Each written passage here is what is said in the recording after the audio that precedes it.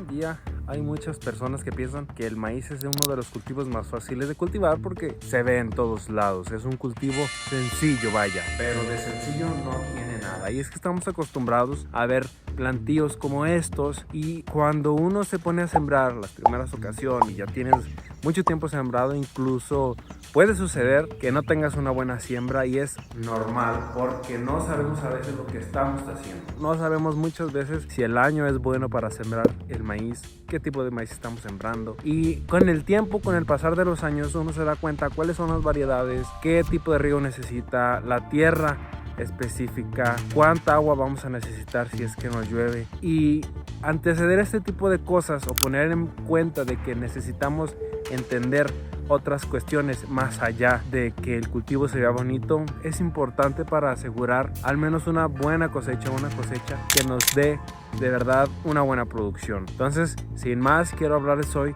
de cómo asegurar su buena cosecha y cómo, aún siguiendo estos pasos, es imposible, incluso es imposible, porque siempre estamos descontentos, siempre estamos queriendo más y tal vez nunca nos vamos a llenar. Sin más, vamos a darle. El cultivo de maíz, aunque parece fácil, de verdad es complicado. Uno piensa que es tan simple como depositar la semilla en el suelo y sencillo, pero es que lleva un gran trabajo fondo. Entonces, por ejemplo, veamos el cultivo de este lado, que ahorita está sufriendo de estrés hídrico porque, como es de temporal, no tiene adecuaciones para el riego, no tiene adecuaciones para poder cualquier tipo de riego, ya sea superficial o ya sea cualquiera. No podemos regar, ni siquiera tiene, digamos, esta posibilidad de eliminar el agua, o lo como nosotros llamamos la besana, que es la forma en la que se está drenando el agua excedente para evitar una anoxia. Este cultivo de este lado está sufriendo por las mismas características que pero tiene una gran diferencia abismal, por lo que estos dos tipos de plantíos o de sembradíos se sembraron el mismo día, bajo las mismas condiciones de barbecheo, de agua, de luminosidad, y podemos observar que de este lado se ven incluso pedazos donde no hay semilla, y de este lado tenemos el maíz a punto de espigar y ya está espigando. Entonces, si se fijan o si tienen alguna noción, se darán cuenta de que es todo un mundo. Es todo un mundo esto de sembrar. Pero así antes vamos a empezar con las pequeñas cosas. Vamos a empezar con lo que es más importante. Vamos a empezar con la tierra y el barbecheo. ¿Qué pasa? Nosotros no podemos llegar a un espacio de tierra, a un barbecho, vaya, y solamente ponernos a tirar semilla, porque por lo regular su suelo en estado natural o virgen se encuentra cubierto por pasto. Se va a encontrar con cualquier tipo de pasto nativo y es necesario una buena labranza. Los suelos vírgenes por lo regular están apelmazados o están comprimidos por su estado natural. Lo que es importante para nosotros y evitar ciertos tipos de cuestiones al momento de un estrés hídrico o de anoxia, es recomendable meter el subsuelo. El subsuelo, que es el aparato que estamos viendo por aquí, es un implemento de tractor, el cual va haciendo pequeños arroyos bajo la tierra en el subsuelo, vaya. Va abriendo, quebrando las capas internas del suelo, con la finalidad de que al momento de que llueva, de que reguemos, el agua tenga donde almacenarse. Es como si estuviéramos haciendo un manantial subterráneo y tenemos reservas de agua suficientes incluso para un riego extra, o para, en caso de calma, le llamo yo, de esta calma de que no está lloviendo lo suficiente o de que ha parado tiempo en llover o no he podido regar. Es importante porque así tenemos una pequeña reserva de agua que nuestras plantas van a poder utilizar en este estado. ¿Qué pasó aquí? Les voy a mostrar de nuevo el maíz de enfrente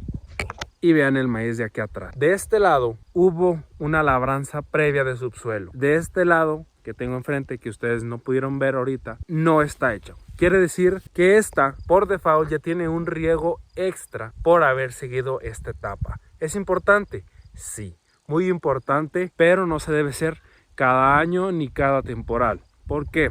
Porque estamos haciendo una labranza excesiva. Al hacer una labranza excesiva, estamos causando que la estructura de nuestro suelo vaya empeorando, ocasionando terrones. Esas formaciones de terreno súper comprimidas, que a la larga son un gran problema. Y este tipo de soluciones agrícolas se hacen con tiempo. Vamos a movernos un poquito más en el tiempo hacia atrás antes de sembrar, con el barbecheo. Empezamos con el subsuelo. Después es importante dejar la tierra lista, la tierra rastreada. Quiere decir este canon de tierra donde no haya ningún tipo de maleza, no haya ningún tipo de piedra, esté la tierra suavecita para recibir la semilla. List. ¿Es importante tener la tierra lista de esta manera? Sí.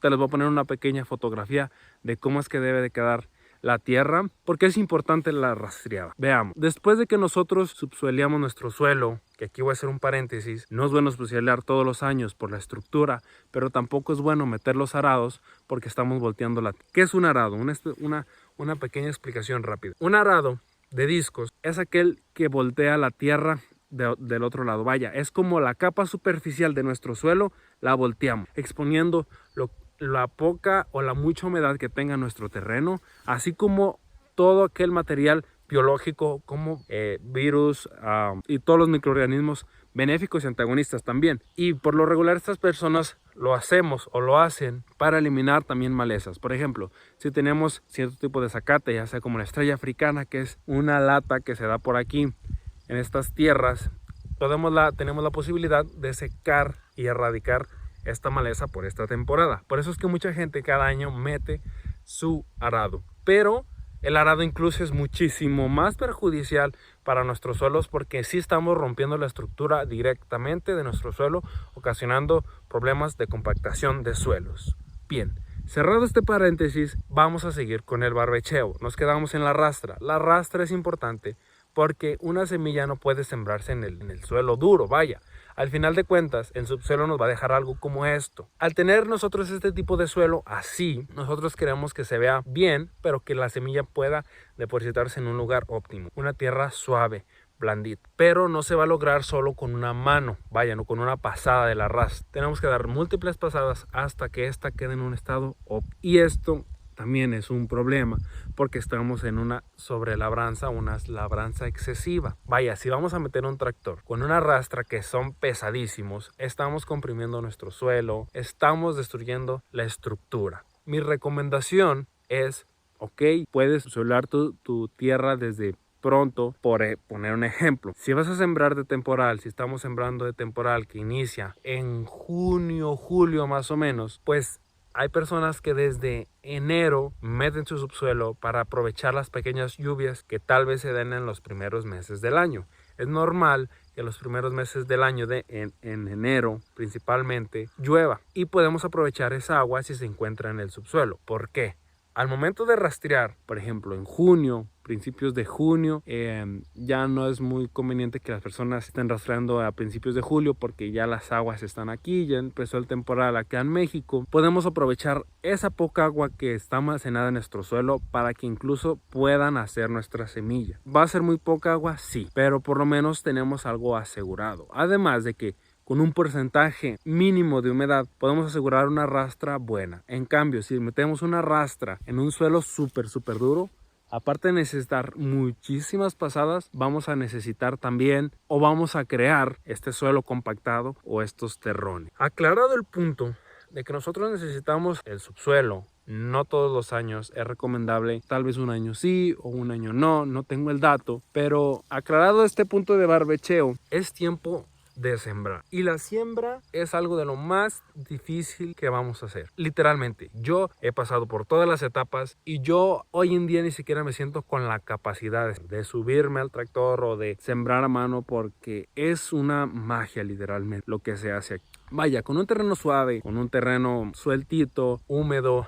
vamos a depositar nuestra semilla en la tierra. Anteriormente, todos conocimos la historia, pues se sembraba con bueyes o a mano y pues semillita por semillita, 2-3 semillas para que nacieran. Y hoy en día pues todo eso ha cambiado. Vaya, mientras antes una persona, un animal entraba y sembraba y se tardaban días y días y días para sembrar muy poca superficie, todo esto lo ha cambiado. La maquinaria pesada ahora es la que se encarga de hacer esta labor. Sin embargo, el hecho de sembrar es una apuesta. Vaya, necesitamos que estén juntas 3 cosas principalmente. Humedad, una de las más importantes. Si no hay humedad, ¿puedes arriesgarte a sembrar en seco? Sí, por supuesto. Puedes depositar tu semilla. Si el terreno está seco, que no tenga la humedad suficiente para que la semilla nazca, puedes hacerlo. Yo personalmente lo recomiendo si las aguas están próximas a entrar. Si es, por ejemplo, siembras un lunes, si llueve un sábado, está genial. Tienes esta ventana de oportunidad. Otra de las cosas que necesitas, aparte de la humedad, saber.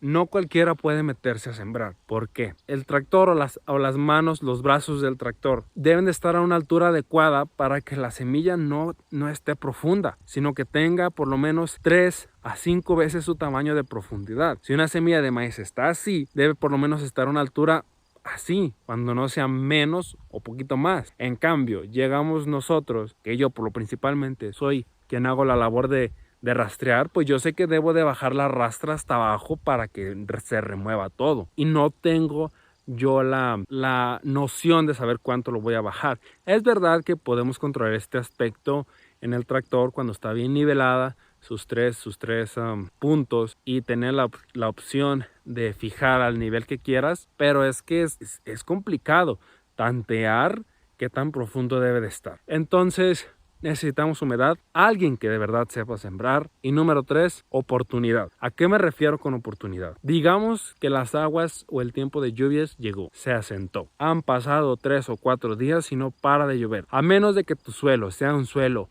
tirando más arenoso, que si no sabes cómo diferenciar tu suelo, aquí tengo un tutorial pequeño sobre cómo diferenciar las texturas del suelo. Tú no vas a poder entrar en las próximas 2 semanas. 2 semanas para que la maquinaria pesada, los tractores y las sembradoras puedan entrar a sembrar. Y corriendo el riesgo de que como está demasiado mojado, quede muy profunda la semilla o deje de llover y se apriete la tierra y no nazca. Entonces, oportunidad más alguien que sepa sembrar más humedad. Si no hay estas 3 juntas, casi pegadas, con la mano de Dios, no es casi imposible asegurar una buena cosecha o una buena naciencia en este caso. Veamos ahora lo que pasó aquí enfrente. Aquí enfrente sí se aprovechó el tiempo, se aprovechó la oportunidad y supo quién tractoreaba. Lo que faltó un poco, a lo que yo puedo observar aquí, fue que de aquel lado las semillas no nacieron. De este lado hay unas más grandes que otras y eso puede resultar, digamos, normal. No se puede que todo esté uniformemente, vaya, porque las condiciones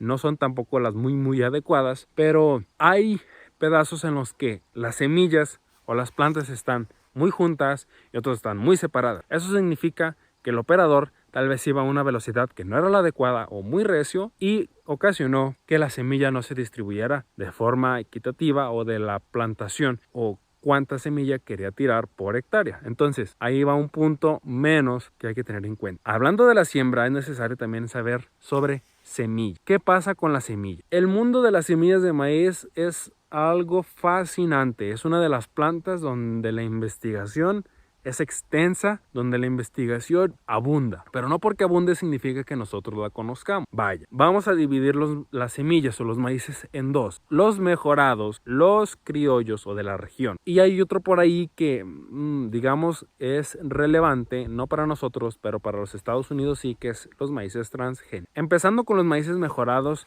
no es más que la combinación de 2 especies de maíz. No especies, sino variedad. Vaya. Si yo tengo, por un ejemplo, un maíz que es alto en producción de biomasa y un maíz alto en producción de grano, juntándolos puedo obtener lo mejor de 2 mundos en una sola planta. A lo mejor una planta que es más bajita, pero que produce hasta 2 mazorcas y es ancha en su tronco o es buena para follaje, o una más alta, a lo mejor con una mazorca, pero también más resistente. A eso lo llamamos nosotros mejoramiento genético. Es combinar tu variedad con la mía y que algo resulte bueno. Esa es la mejora genética. Los maíces mejorados son esos, en esencia, porque claro, ya hay tantas líneas de mejoramiento genético de plantas que ni siquiera sé cuáles son las variedades. Algunas están más adaptadas al norte, otras al sur, otras a la sequía, otras a lo excesivo de agua. Entonces el mejoramiento genético sí debe ser. Si vas a sembrar una semilla de mejorada, debes de tener en cuenta de que debes de consultar bien qué tipo de semilla vas a sembrar. Por ejemplo, hay semillas que incluso tienen o su periodo vegetativo o su tiempo fenológico es muy amplio, que las plantas por ahí en noviembre están terminando su ciclo de vida, vaya, no como a nosotros nos gustaría que fuera un poquito más corto, según depende de la estación en la que vayas a sembrar, o maíces que incluso tienen una estancia fenológica mucho más corta de 3 meses, que termina su ciclo y nosotros no podemos ingresar a trabajar o a cosechar porque siguen las aguas sentadas o porque sigue el temporal de lluvias activo. Entonces es importante saber qué tipo de maíz vamos a sembrar, cuáles son las características que nos ofrece y si está adecuado a nuestra zona. Eso es lo más importante sobre semilla de mejoramiento, claro. Hablando de la semilla criolla, no es más que la semilla normal, la semilla que podemos encontrar con el vecino que lleva como 20 años con la misma semilla. Esa es una semilla criolla. Veamos, en este caso es fácil de diferenciar la semilla criolla de la semilla mejorada. En este caso la semilla es criolla. ¿Por qué? Porque no tiene mucha variabilidad o porque las plantas son más rústicas, me gusta llamarle. Son plantas con troncos más delgados, un poco más chaparras. Incluso también aquí es semilla criolla porque los troncos son también un poco más delgados, no crecen mucho, se están adelantando y están adecuados a la zona de aquí, a este estado fenológico en el que se encuentran, a casi más de la mitad de temporal de lluvia. Ya están empezando a producir. Eso es relativamente bueno porque podemos sacar incluso la cosecha antes y el temporal de lluvias ya. ¿Qué pasa con los maíces criollos? Aquí hay algo muy importante a notar. Como son maíces de la zona, están adecuados a las condiciones de la zona. Va a haber incluso ocasiones, gracias al cambio climático, que las condiciones no se van a desarrollar igual. Lo que me refiero es que, por ejemplo, estos maíces no pueden resistir o demasiada lluvia o una estancia de sequía muy grande. ¿Qué es lo que está pasando aquí? 2 semanas que no ha llovido y las plantas están empezando a presentar un estrés por agua. Otra de las cosas importantes es que no están adecuadas a las plagas porque no han mejorado o no han evolucionado para que tengan esta posibilidad de enfrentar a las plagas. Por eso es que algunas no se va a ver en cámara, pero algunas están siendo atacadas por ciertas plagas como el gusano cogollero. Como hace tal vez 40 años no había esta plaga o no era muy extensa, el maíz no ha tenido la oportunidad de evolucionar para que pueda combatirla, como sí pasa con otros tipos de maíz. Ahora, hablando de maíces transgénicos, y esto va a ser una pasadita solo. Los maíces transgénicos, sí, desde la semilla se cambian sus genes. Vaya, se le pueden poner genes a la semilla. No recuerdo el nombre, pero puedes alterar genéticamente desde la semilla tu maíz, quitando y poniendo genes. Eso es los maíces transgénicos. ¿Por qué no se prohíben en México? Para evitar que nuestros maíces, estos que son criollos, no se vayan afectados al momento de combinarse. ¿Por qué? Si yo planto aquí maíz criollo y de este lado, por ejemplo este cultivo de acá, lo pongo de un maíz transgénico, evidentemente se van a combinar las variedades y voy a tener un tipo de maíz que no sabemos qué repercusiones tenga o si va a ser un maíz comestible, incluso poniendo un caso hipotético. Entonces por eso no se pueden sembrar maíces transgénicos aquí. Que se planten, tal vez sí, tal vez no esté muy supervisado el tema. Es importante saber qué tipo de maíz. Si vemos un maíz muy extraño en nuestra región, sí es bueno ponernos a pensar si es un maíz simplemente mejorado o si de verdad tiene otra cosa que ver. Dejando a un lado el tema de siembras y semillas, vamos un poquito a adentrarnos a las labores. Vaya, después de que nosotros sembramos, es importante, y si está en nuestras posibilidades, meter un pre-emergente. Algo que nos ayude a combatir las malezas desde antes que nada. Porque las malezas en un cultivo significan lucha. Lucha en el sentido de que o la planta subsiste o la maleza subsiste. Por ejemplo, si nosotros tenemos un maíz lleno de maleza, el maíz ni se va a desarrollar bien porque la maleza tiene mucho más tiempo antes en el suelo y crea que ella se haya empezado a reproducir primero, a hacer una raíz mucho más grandes y evitando que el maíz extraiga los nutrientes adecuados. En ambos casos, en este caso hubo un preemergente, en este caso hubo un preemergente. Pudimos evitar ese tipo de check. Si podemos aplicar un preemergente, sino un postemergente también, pero tener en cuenta de que pues ya va a estar sembrado, ya hay plantas incluso y es un poco más tedioso. Entonces un preemergente es bueno. Por cierto, ya estamos entrando en el terreno de los agroquímicos. Y el terreno de los agroquímicos es un terreno vasto, muy vasto. Entonces hay que tener en cuenta si nuestra producción, que no lo creo, va a ser un poquito más orgánica o dejando de lado esto. Vaya. Siguiendo con el proceso, si es nuestra planta de temporal, pues la encomendamos en manos de Dios y de la lluvia. Hasta allí, no nos preocupamos por el riego. Sin embargo, si no es de temporal, hay que planificar una lámina de riego donde cubramos las necesidades de la planta de maíz. Ahora, metiéndonos al tema de la fertilización, hay otro mundo grande. Hay quienes abonan o aplican fertilizante al momento de la siembra y hay quienes lo aplican después y luego hay quienes lo aplican en dosis. Vamos a ver cada tipo de circunstancia. Si nosotros aplicamos fertilizante al sembrar, la planta por sí sola o la semilla no lo va a aprovechar desde el primer momento. Es muy común decir que si sembramos hay que meterle fertilizante de una vez para evitar volvernos a meter porque no tenemos la posibilidad de ingresar de nuevo con un tractor. Por eso es que se hace así. Pero poniéndonos en el lado más estricto de la palabra, es incorrecto aplicarla en esta etapa. La semilla como tal no es toda la semilla. Creo que en un video ya lo he explicado. Solo la pequeña parte es la verdadera semilla y lo demás es comida. Comida para que la planta subsista, principalmente almidones y ese tipo de cosas que puede tener el alimento necesario para a lo mejor 30 días de su vida, no recuerdo bien el dato, pero la semilla ya tiene allí su propia fuente de alimento para que la semilla se vaya desarrollando y luego pueda extraerlos del suelo. ¿Qué pasa? Por lo general aplicamos fertilizantes nitrogenados. El nitrógeno en su estado natural o su naturaleza es un gas. Entonces, el nitrógeno al estar en contacto con el suelo, con el agua, con el sol, va a empezar a lixiviarse. Digamos que si hoy aplicamos, pues poco a poco el fertilizante se va a ir yendo hacia la atmósfera. Entonces, cuando la planta ya tenga sus raíces más o menos dispuestas a extraer, pues tal vez va a encontrar muy poco del fertilizante que nosotros pusimos en la siembra, pero sí lo va a encontrar. Yo no digo que no haya o que esté mal la práctica, no, al contrario, no todo se puede seguir al pie de la letra porque no todo es, digamos, puesto para un caso específico. No se debería de hacer, tal vez no.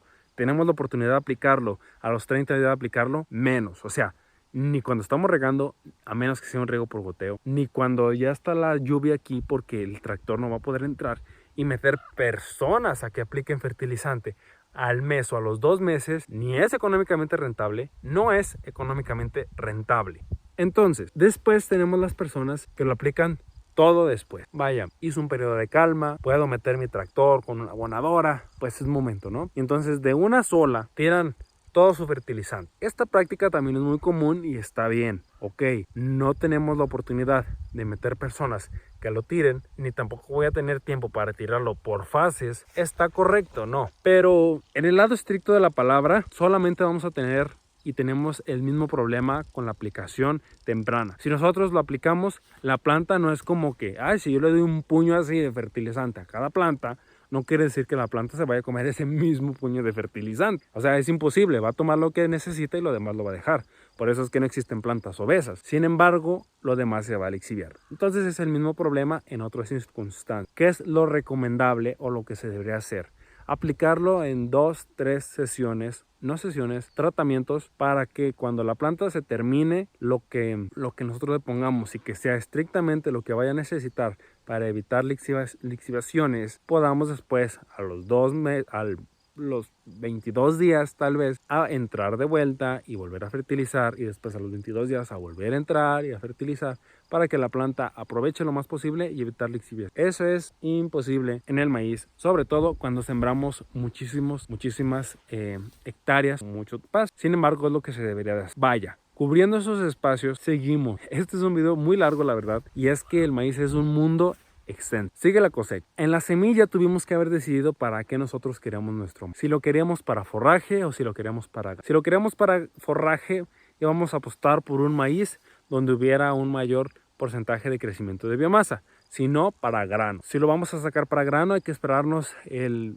tiempo adecuado, la humedad adecuada del grano para que pase la trilladora, que ese no es mi caso, a que entre y coseche. Chido. Más sin embargo, hay personas que también incluso usan esta etapa también para sacar la semilla para el próximo año. Está bien. O pizcan a mano. También está bien. Más sin embargo, en mi lado o lo que yo hago principalmente es en forraje. Los forrajes son lo que pega aquí.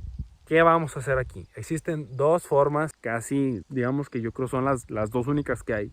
O lo dejamos para rastrojo. Vaya, lo tumbamos de forma manual, esperamos a que se seque, después metemos personas con un molino y tenemos nuestro rastrojo con maíz. Alimento para animales, principalmente para bovinos y caprinos. Del otro lado tenemos el ensilaje, que también es un mundo muy extenso y que yo creo le voy a dedicar un solo video pero hay quienes ensilan y tienen su silo. Check. Después de eso, se terminó el periodo, se terminó la siembra. ¿Qué pasó aquí? Por lo regular, cuando nosotros terminamos de cosechar, metemos al ganado a que levante lo que quedó y dejamos el suelo pelón de nuevo. Entonces, lo que estamos causando es que a nuestro suelo no estamos dejando materia orgánica para que éste se proteja. ¿Por qué? Porque el suelo se va a erosionar. Si nosotros tenemos un suelo así, desde diciembre hasta mayo, junio, se va a ir perdiendo toneladas. Algunas personas no lo creen cuando les digo que se pierden toneladas del suelo solo por los remolinos o pequeños aires que hacen, porque pequeños que se va llevando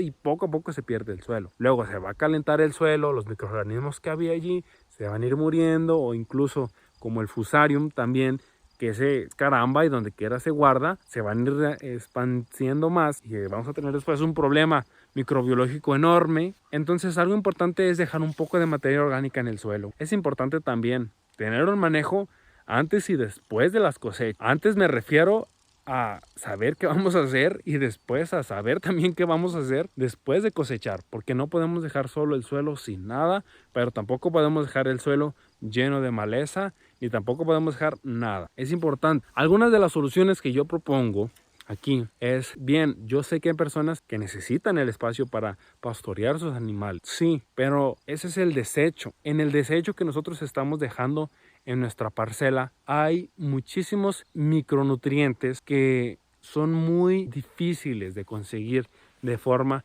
natural. Por ejemplo, el suelo está constituido principalmente por silicio y las plantas no necesitan grandes cantidades de silicio. Eso es elemental, ¿no? Es el N de nitrógeno, el P de fósforo, K de potasio y los demás son alrededor de 18 oligoelementos que lo requieren en mínimas cantidades. Pero si esas mínimas cantidades no están disponibles en los suelos, podemos mermar en nuestra producción. Entonces también es importante tenerlos presentes. ¿Cómo podemos hacerlo? Con los pequeños residuos que se quedan en el suelo, podemos volver a llenar estos espacios o estos depósitos de oligoelementos para las próximas siembras. Por eso es importante dejar algo de materia orgánica en el suelo.